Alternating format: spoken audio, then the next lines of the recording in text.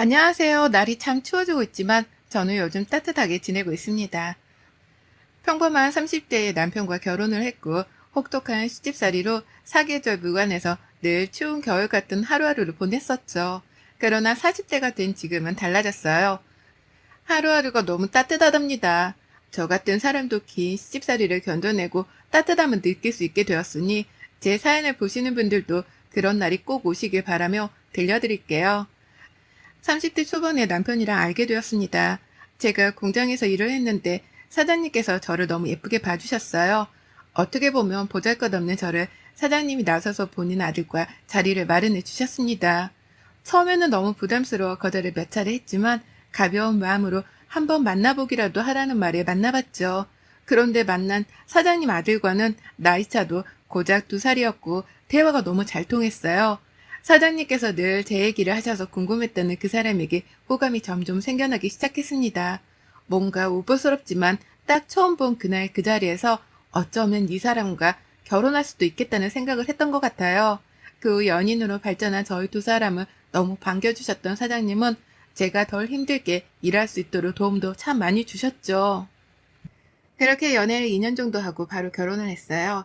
사실 30대 초반 나이에 결혼을 할 생각은 전혀 없었는데 사장님과 남편의 성화에 못 이겨 결혼을 했습니다. 저희 집은 평범한 집안이고 넉넉하지도 않았기에 제가 다 결혼 준비를 해야 했는데 그게 좀 부담이었거든요. 시부가 사장님인데 얼마나 잘 살겠습니까? 워낙 평판도 좋으시고 여유도 있으신데 그런 집에 제가 들어간다니 믿기지도 않았어요. 그러나 시부와 남편은 돈 걱정은 지금도 앞으로도 하지 말라며 저를 안심시켜 주셨고 덕분에 마음이 놓였습니다. 어떻게 보면 딱히 제가 한 것도 없이 시집을 가게 되었죠. 사실 결혼 전에 고민이 있던 건 시부와 남편은 너무 좋지만 시모는 그렇지 않았다는 거였어요. 본인 아들이 너무 아깝고 손해보는 결혼이라며 대놓고 말씀하셨죠. 혜민이 너는 전생에 뭐를 했길래 우리 집안에 시집을 타오니? 참, 네 팔자 펴서 아주 좋겠다. 솔직히 외아들은 우리 혁준이가 너 같은 애랑 결혼한다기에 내가 뒷목 잡고 쓰러질 뻔했어. 제가 많이 부족하죠. 노력할게요, 어머님. 노력하면 다반사 오케이야? 세상이 그렇게 호락호락한 줄 아니? 너 참 팔자 좋은 소리 한다. 세상은 그렇게 호락호락하지 않단다. 혁준이 아빠가 너를 며느리로 꼭 봐야 한다고 난리치지만 않았어도 넌 우리 집에 팔도 못 들였어. 알아? 그렇죠. 앞으로 너 하는 거 지켜볼 거야. 누가 봐도 믿지는 장사를 우리 가족이 했으니 넌 잘해야겠지. 어? 나를 화나게 하는 일은 없었으면 좋겠다. 용서할 수 없을 것 같으니까. 알아들어? 네, 알겠습니다, 어머님. 시몬은 대놓고 면박을 주는 게 한두 번도 아니었고 저를 보자마자 인상을 찌푸리는 특유의 표정도 참 많이 보여주셨어요. 그거 볼 때면 마음이 참 씁쓸했지만 적극 참았습니다. 남편이 너무 좋았거든요. 이런 사람과 내가 결혼하다니 싶었습니다. 꼭 금전적인 부분이 아니고 정말 사람 자체가 좋았어요.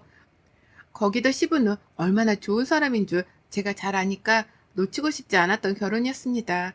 결혼 후 시댁 근처에 살았는데 참 힘들었어요. 제가 결혼하고 나서 시부와 남편은 일을 그만두라고 하셨고 한순간에 주부와 백수가 된 저는 시모의 수행비서처럼 온종일을 함께 해야 했죠. 세아가 너 이제 공장에서 힘들게 일하지 말고 집에서 편하게 쉬어라. 계속 그렇게 힘들게 일하면 너 몸 망가져서 못 써. 지금껏 충분히 일했으니 이제 집에서 편하게 있으면서 아기 낳을 준비해라. 이세 부담 주는 건 아니니까 부담 갖지 말고. 아버님 아니에요. 저 아직 젊은데 일하고 싶어요. 아니다. 이 집에 멀쩡한 사내가 있는데 뭐하러 세아가 너까지 돈을 벌어. 충분하니까 편히 쉬어. 그동안 힘들게 산 세월 보상받는다고 생각하고 편하게 생각해라. 그래, 아버지 말 들어. 시아버지가 사장이고 돈 잘 버는 남편이 있는데 왜 당신이 나가서 고생하고 그래? 시부와 남편은 마치 저를 보호해주는 울타리 같은 존재였어요. 어떤 상황이든 늘 저를 먼저 생각해줬고 배려해줬습니다. 그러나 시모는 이런 모습도 마음에 들어하지 않았어요. 너 지금 시간이 몇인데 아직도 자는 거야? 네? 아니에요, 어머님. 저 일어나 있어요. 너 앞으로 일어나면 바로 전화해. 알겠어? 나 옛날에는 시댁 가서 안부 인사를 매일 해야 했어. 이 정도면 많이 봐준 줄 알아. 알겠어? 그리고 오늘부터 집으로 와서 음식도 배우고 살림도 배워라. 알려줄 때 감사하게 여기고. 아, 네, 어머님 지금 갈까요? 그럼 언제 올 건데? 하나부터 열까지 내가 다 말해줘야 하니. 어련히 알아서 눈치껏 좀 행동해. 당장 와! 시모는 이날을 시작으로 남편이 퇴근해서 올 때까지 저를 시댁에 가둬두고 이것저것 부려먹고 일을 시켰어요. 심지어 시댁에서 일하시던 이모님도 휴가를 줘버렸더라고요. 그 큰 집을 저 혼자 쓰고 닦고 청소를 하는데 참 너무하다 싶었습니다. 그 좋은 청소를 두고 바닥을 직접 빗자루로 쓸으라고 하질 않나. 걸레질 역시 손걸레로 엎드려서 싹싹 다 닦으라고 했죠. 그 덕분에 무릎은 늘 멍이 들어 있었고 어느 날부터인가 무릎이 너무 아프더라고요. 손목 아픈 건 말도 못했고요. 차라리 공장에서 일할 때가 편했지 싶을 정도로 저를 괴롭혔습니다. 심지어 음식을 할 때는 다시! 다시! 를 외치며 먹던 걸 뱉어버리고 했어요. 바닥에 퇴하고 뱉었죠. 다시! 이걸 지금 먹으라고 만들었어? 뱉은 거 빨리 치우고. 대체 너는 할 줄 아는 게 뭐가 있니? 하긴 할 줄 아는 거 하나 없으니 공장에서 일이나 했겠지. 네 수준은 참 못 봐주겠다. 어디서 이런 애를 데려와서 결혼한다고 난린 거야? 내 아들이지만 눈이 삐었나? 아유. 어머님, 제가 다시 해볼게요. 그래, 다시 하라고 했잖아. 왜 똑같은 말을 반복하게 만드니? 너 참 이상하다. 답답해 죽겠네, 정말. 아유, 내 팔자야. 참, 너 혹시나 해서 말하는 건데 우리 집에 시집 왔다고 해서 우리 집 재산 탐내거나 그러지 말아라. 한마디로 꿈 깨라고. 알아들어? 네, 탐낸 적 없어요. 웃기고 있네. 내가 네 시커먼 속을 모를까? 시모는 그냥 괴롭힐 수 있는 거 모조리 시키면서 저를 괴롭혔습니다. 심지어 한 번은 백화점에서 머리를 맞은 적도 있었죠. 이날은 본인이 쇼핑을 할 거니 따라와서 짐꾼 역할을 하라고 했어요. 거부할 수도 없던 게 제가 거부를 하거나 말대답을 하면 1시간이면 끝날 게 하루 이틀이 넘어가니까 차라리 참고 말자 싶었습니다. 결국 백화점에 함께 가서 옆에서 짐을 들고 조용히 따라다녔죠. 그런데 시모가 계산을 하다 카드를 떨어뜨렸는데 그 순간 제가 잡겠다는 게 오히려 그 카드를 쳐서 시모 얼굴을 맞춘 겁니다. 순간 시꺼뱄고 당장 사과를 했으나 그 자리에서 머리를 맞았네요. 어머니 괜찮으세요? 아우 죄송해요. 잡으려다가. 이런 미친 망할 것이 뭐하는 짓이야? 어? 너 미쳤어? 일부러 그랬지? 그냥 주먹으로 쳐버리지 그러냐? 어? 뭐 이런 게 다 있어 진짜? 아니요 어머님 그런 게 아니에요. 에이씨 너 때문에 기분 잡쳤으니까 집에 가게 운전이나 해. 망할 것이 이 엠뱅알. 아 혹시 이거 구매는 안 하실 건가요 사모님? 연병할 것들이 쌍으로 눈치코치가 없네. 너 같으면 내가 지금 그걸 사고 싶겠니? 어? 너도 머리통 쳐맞고 싶어? 아니에요. 죄송합니다. 죄송해요, 사모님. 죄송한 거 알면 앞으로 내 눈에 보이지 마. 알아들어? 시몬은 유명했어요. 인성 쓰레기로 말이죠. 오죽하면 옆에 있는 저를 보는 눈들이 다 동정한 눈빛이었고 어딜 가면 시몬 몰래 제게 뭐 하나라도 챙겨주려고 늘 했습니다. 반대로 시부는 정말 평판이 좋으셨고 시모처럼 무례한 사람을 절대 가만두지 않았어요. 그러다 보니 시부 앞에서 시모는 타인에게 친절한 척 연기를 했습니다. 그러나 시부 앞에서도 제게는 쌀쌀맞게 굴었죠. 너무너무 힘들어서 참고 견디다 남편에게 말한 적이 있었어요. 이때가 남편이 하던 일을 정리하고 시부 공장을 물려받아서 사장으로 일을 할 때였습니다. 여보, 내가 정말 참아보려 했는데 못 참겠어. 어머님이 저러시는 게 너무 힘들고 버거워. 그냥 나 공장 가서 일하면 안 돼? 어? 제발. 이렇게 집에 있는 게 더 고통스럽고 정신적으로도 괴로워. 내가 사장인데 당신이 거기서 직원을 일하면 체면이 안 서지. 힘든 건 알고 이해하는데 조금만 참아봐. 이런저런 핑계로 이사를 가던가 해보자. 정말이야? 이사 갈 거야? 제발 여보 하루빨리 가자. 어? 그래 알겠어. 그렇게 힘들면 얘를 갖자. 당신이 임신하면 엄마도 솔직히 아무것도 못 시키지 않겠어? 이런 마음으로 아이를 갖는 건 아이한테도 못할 짓이야. 그건 아니라고 생각해. 당신 편하라고 말해본 거야. 뭐 방법은 생각할수록 많아질 테니까 한번 생각을 해보자. 그래 알겠어. 고마워 여보. 남편은 사장이 되면서 일이 많아진 건지 늦게 귀가하곤 했습니다. 그런 남편을 보며 저는 너무 열심히 해주는 것 같아서 다행이고 고마웠어요. 그런데 시부에게 연락 한 통을 받았죠. 세아가 나다. 다름이 아니고 요즘 혁준이 집에 언제 들어오니? 네? 일이 많아서 거의 새벽에 오고 있어요. 새벽? 새벽에 온다는 말이야? 매일? 네.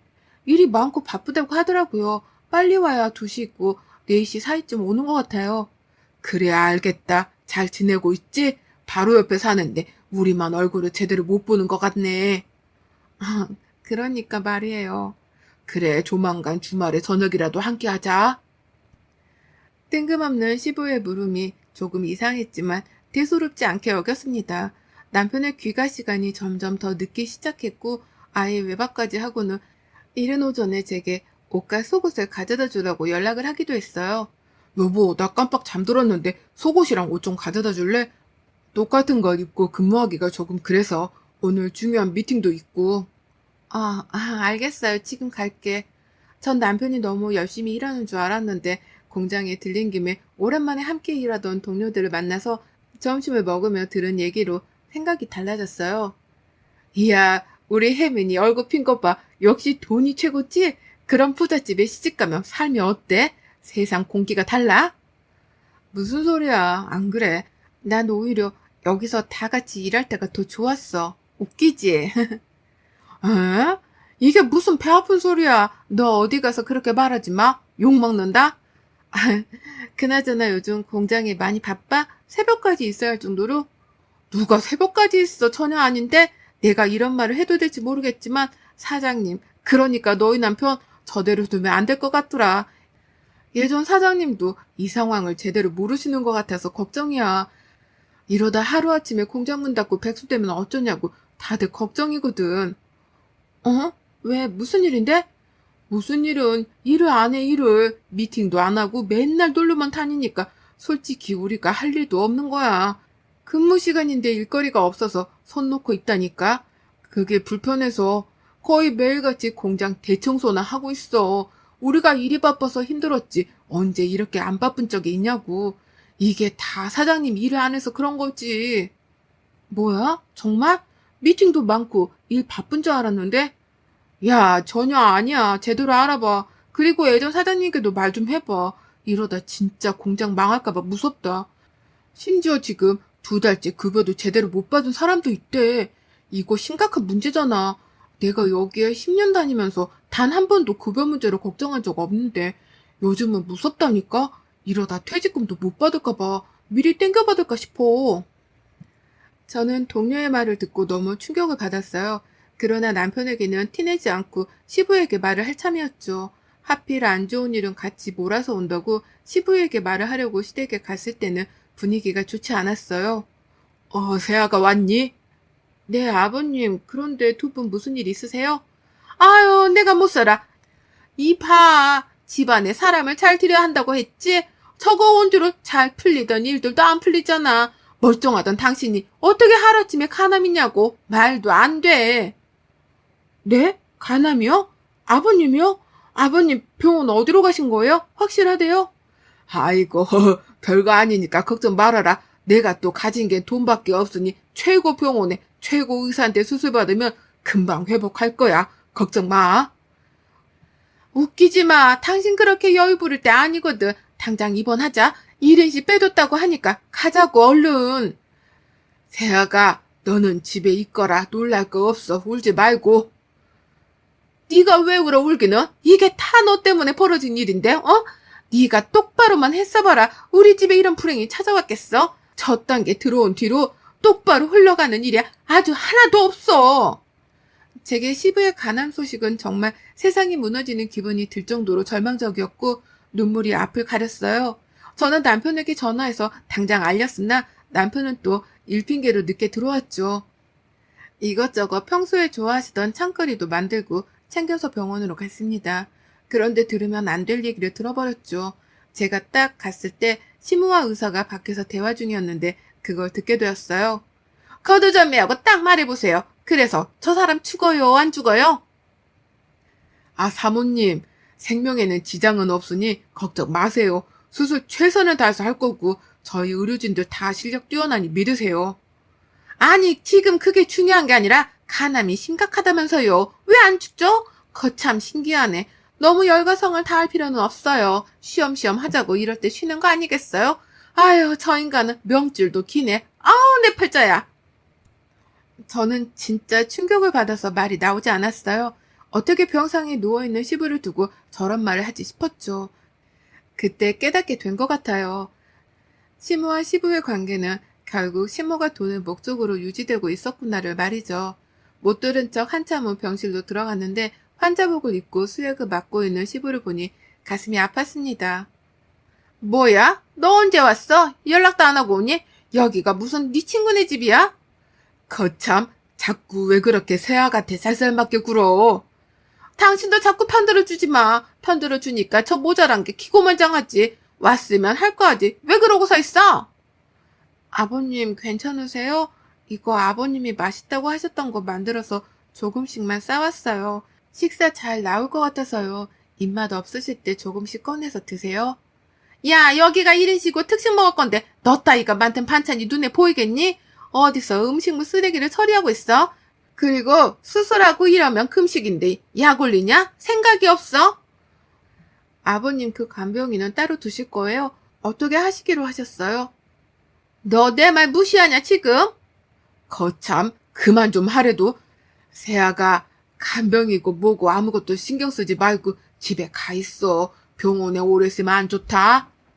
제가 할게요, 아버님. 간병 있으면 서로 불편하고 힘드니까 그냥 제가 하게 해주세요. 참나, 얘 하는 꼬라지 좀 보소. 너 지금 대놓고 무시하냐고, 나를. 네 시아버지 믿고 이러는 거야, 지금? 그리고 천문일령을 두고 왜 너를 쓰겠니? 저는 시모의 말을 끝까지 무시했어요. 사람 같지 않아서 더 이상 상대하고 싶지 않았습니다. 그리고 시부가 너무 안쓰러워 제가 직접 병간호를 하고 싶었고 고집을 부려 결국 하게 되었죠. 병간호라는 게 사실 힘들지만 그래도 저는 시부라면 할 수 있었어요. 그 와중에 남편은 여전히 철없이 행동을 했고 제가 붙잡고 말했습니다. 당신 정신 차려. 정말 왜 그래? 원래 이런 사람 아니잖아. 아버님 병상에 계시면 당신이라도 정신 차려서 행동해야지. 왜 그러는데 정말. 내가 사장이고 우리 집 재산이 얼마인데 뭔 일을 해야 하는데. 공장은 어차피 알아서 굴러가. 그니까 잔소리 좀 하지 마. 어? 당신 고분고분 한 줄 알았더니 아니네. 뭐야? 정말 왜 그래? 미친 거 아니야? 아버님이 평생 지켜온 공장이야. 심각하게 생각해야지. 야야, 까부지 마. 조용히 있어 그냥. 이게 잘해주니까 기어오르네? 남편은 제게 선을 넘었고 이날 이후 시무랑 다를 것 없이 제게 행동했습니다. 시부 간병도 솔직히 힘들었지만 마음은 불편하지 않았어요. 다만 남편과 시모의 행동에 점점 더 지쳐가고 있었죠. 제가 결혼한 게 아니라 마치 이 집 노예로 들어온 기분이 들었어요. 그 후 긴 시간 끝에 시부는 회복을 하셨고 집에서 요양을 하셨습니다. 그 곁을 늘 지켰고요. 하루는 저를 불러 말씀하셨습니다. 놀라지 말고 들어라. 내 아들이지만 저 자식 사람 만들기는 글렀어. 여자도 있고 그 여자랑 놀러 다니느라 돈은 흥청망청 쓰고 공장도 말아먹으려고 하고 있더라. 세아가 너가 그 자리를 대신하고 내 아들과 이혼해라. 내 재산은 모두 너에게 줄 거니 새 인생 살아라. 나도 이혼하고 싹 다 정리하고 조용히 살 거다. 정말 충격적인 얘기였지만 남편의 외도 증거를 이미 다 확보해 두신 시부의 굳은 다짐을 보고 전 이 악물고 분에 넘치지만 사장 자리에 앉게 되었어요. 며칠 내내 밤을 새더라도 공장 복구하는데 힘을 썼고 저를 인정해주지 않던 직원들은 저를 인정해주기 시작했죠. 이 과정에서 시부의 도움으로 최고의 변호사들을 통해 이혼 절차도 밟았습니다. 남편의 외도와 시집살이가 결정적 사유였고 남편에게 위자료까지 받아서 나왔어요. 공장의 위자료에 시부의 재산까지 받은 저는 솔직히 평생 놀고 먹어도 충분했지만 공장을 지키는 걸로 시부에게 은혜를 갚기로 결심했죠. 시부와 남편은 노발대발했지만 결국 저와 시부에게 벌어진 저들은 처참한 인생을 맞이하게 되었습니다. 제가 자리를 잡고 안전해진 걸 본 시부는 지방으로 내려가셨고 전원주택에서 편히 살고 계세요. 몸도 많이 회복하셨지만 주기적으로 함께 병원을 가고 있습니다. 이혼 후 지금껏 명절이면 외로우실까 친정 식구들과 시부 이렇게 모두 시간을 보내고 있어요. 그리고 자주 내려가서 시부와 시간을 보내고 있답니다. 제게 시부는 아버지 같은 분이라 남은 생을 외롭지 않도록 함께 해드리려 해요. 너무 고통스럽고 처참한 시간 뒤에 시부가 계셨기에 전 오늘도 내일도 숨쉬며 두 다리 뻗고 잘 살 수 있답니다. 여러분의 생각은 댓글로 남겨주세요. 오늘도 시청해 주셔서 정말 감사합니다.